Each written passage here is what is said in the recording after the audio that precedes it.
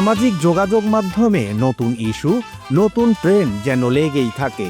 কখন কোন ট্রেন্ড যে শুরু হয় তার কোনো ইয়াত্তা নেই। এখন ফেসবুকে ভিডিও, রিলস, স্ট্যাটাস স্ক্রল করলেই দেখা যায় সান্ডার উপস্থিতি। শুধু সান্ডা নয়, এখন কপিলের ছেলে ট্রেন্ডও বেশ জনপ্রিয়। এর মধ্যে সান্ডা কি হঠাৎ কেন আলোচনায়? প্রশ্ন ঘুরপাক খাচ্ছে অনেকেরই মনে।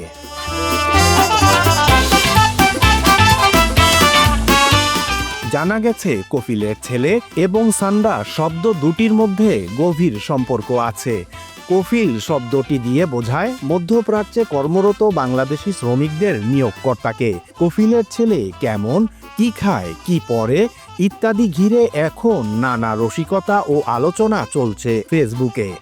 মজার ব্যাপার, এ আলোচনার সঙ্গে জড়িয়ে সান্ডা নামক একটি প্রাণী।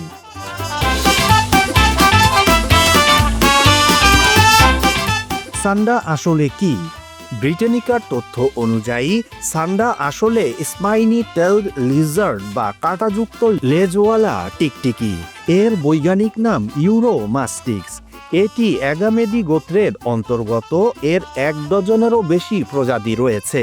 এভাবে সান্ডা নির্দিষ্ট কোনো প্রাণীর নাম নয়, মরু অঞ্চলে বাস করা এই গোত্রের বেশ কয়েকটি প্রজাতিকে বোঝাতে ব্যবহৃত হয়। আরবি ভাষায় একে বলা হয় দম। মরুভূমিতে বসবাসকারী এই গোত্রের লিজার্ডদেরই সাধারণভাবেই সান্ডা বলা হয়।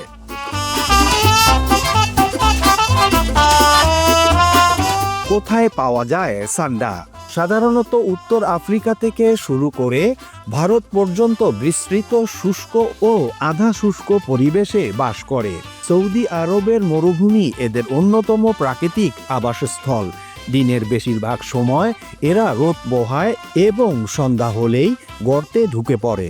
বিপদ টের পেলে পাথরের খাঁজে আশ্রয় নেয়।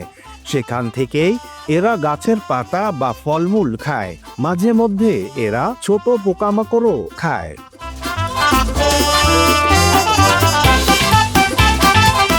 রং বদলানোর বিশেষ ক্ষমতা।